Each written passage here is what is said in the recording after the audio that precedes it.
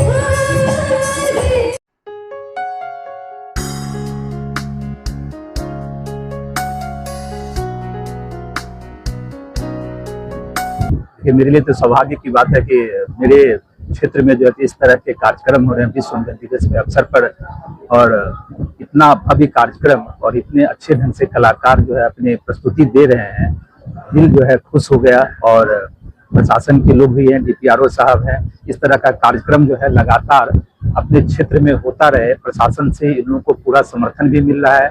हम लोगों ने भी इन लोगों से वादा किया है कि जहां हम लोग की भी आवश्यकता है, जनप्रतिनिधि होने के नाते हम लोग भी सपोर्ट करने के लिए तैयार हमेशा रहते हैं। और इस तरह के कार्यक्रम हो, कलाकार को हम लोग प्रोत्साहित करें, यह सब हम लोगों का उत्तरदायित्व भी बनता है।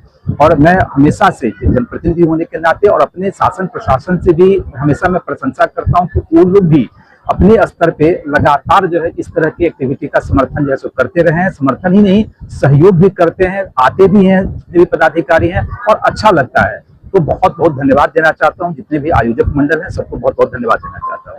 आज की युवा पीढ़ी शास्त्रीय संगीत हमारा और तरह के संगीत है, युवा पीढ़ी को क्या कहना चाहिए? देखिए, युवा पीढ़ी आज के समय में थोड़ा डिफरेंट डायरेक्शन में जा रहे हैं और जो अपनी परंपरा है, अपना जो कल्चर है, अपनी जो संस्कृति है, खासकर हम लोग मिथिलांचल से आते हैं। मिथिलांचल की तो एक एक संस्कृति जो है ना अपने आप में अभूतपूर्व है। अगर इसका अध्ययन किया जाए, विश्लेषण किया जाए तो हर में एक साइंस छिपा हुआ है। एक एक जितने भी अपने यहाँ इस तरह के कल्चरल एक्टिविटी होते हैं, तो हम तो सभी से आग्रह करते हैं कि अपनी संस्कृति, अपनी जो विचारधारा है, अपनी जो प्रथा है, उस धरोहर को हम लोग बचाए रखें और इससे जुड़े। और हम लोग का भी हमेशा दायित्व बनता है कि सब लोगों ने हम लोगों पे विश्वास जताया है, तो हम लोग भी इसको आगे बढ़ाने का काम करें और इस सबसे जुड़े। नहीं जुड़ सकते हैं तो जहां भी मौका मिले इस सबको प्रमोट करें, जिससे कि अपने धरोहर जैसे हमेशा सुरक्षित रहे। आज अपनी यही संस्कृति वैश्विक मंच पे जाके जैसे नाम कमा रहा है और अपने ही क्षेत्र में हम लोग उसको विलुप्त कगार पे ला दिए हैं। तो इस तरह की चीज हमेशा होनी चाहिए। और मैंने तो पहले भी कहा कि हमारे शासन प्रशासन सब लोग इस कार्यक्रम में लगे रहते हैं। जब से मैं चुनाव जीता हूं, इस तरह के लगातार कार्यक्रम शासन प्रशासन के माध्यम से कई सारे कार्यक्रम तो हम अटेंड किए हैं। आयोजक जागरण संगीत कला महाविद्यालय को क्या कहना चाहिए? बहुत बहुत धन्यवाद देना चाहेंगे कि इस तरह के कार्यक्रम का उन्होंने आयोजन किया। शनिवार का दिन है, बहुत सारे लोग भी, रविवार का दिन है, बहुत सारे लोग भी आए हुए हैं। सब लोग जो है आनंद उठा रहे हैं, संगीत का जो आनंद उठा रहे हैं। तो महाविद्यालय ने आयोजन किया, इसके लिए उनको बहुत ढेर सारी शुभकामनाएं। खासकर मिथिला की बात करें तो मिथिला कलाकार की जो प्रतिभा है तो कमी नहीं है, लेकिन उचित मंच नहीं मिल पाता है। लगातार हम लोग संघर्षरत हैं इसके लिए।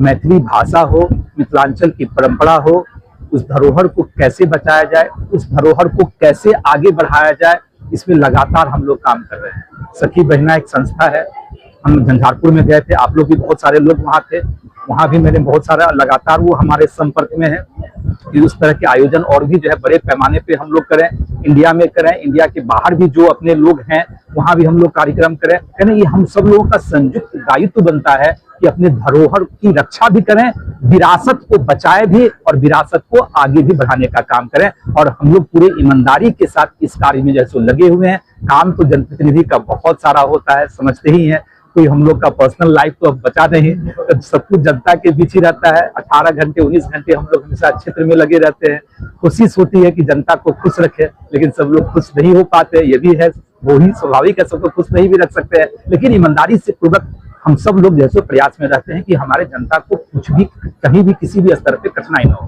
तमाम कलाकार जो यहाँ पे आए हैं, जो उपस्थित हैं, उसको क्या कुछ ढेर सारी शुभकामनाएं देना चाहता हूँ उन लोगों को भी कि ये लोग जो है आज अच्छा कार्यक्रम प्रस्तुत कर रहे हैं और आप लोग के माध्यम से उन लोगों को आश्वस्त भी करना चाह रहे हैं कि हम लोगों से जो भी बन पड़ेगा, जो भी सुविधा की आवश्यकता होगी, चाहे प्रशासन के स्तर को या हम लोगों के द्वारा हो, हम लोग उनको मुहैया कराएंगे। लोग इसी तरह आगे बढ़ते रहें और भी लोगों को जोड़ने का काम करें और इस धरोहर और विरासत को बचावे भी और आगे भी बढ़ाने का काम करें। आज काफी महत्वपूर्ण दिन है, जैसा कि सर ने बताया।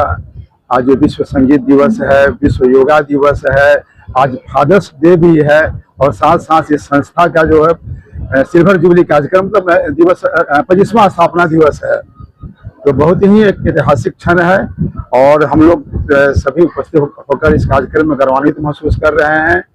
और जहां तक कलाकारों की बात है तो सरकार प्रतिबद्ध है। काफी संख्या में हम लोगों ने यहाँ के कलाकारों को सूचीबद्ध करते हुए, चाहे मुख्यमंत्री कलाकार पेंशन योजना हो या अन्य सभी जो कला संस्कृति विभाग से बहुत सारी योजना कलाकारों को हम लोग काफी तेजी से लागू कर रहे हैं, उसका लाभ भी मिल रहा है लोगों को। और हमारे सूचना जनसंपर्क विभाग द्वारा भी इन कलाकारों को सूचीबद्ध किया जाता है, समय समय पर उन्हें कार्य भी दिया जाता है।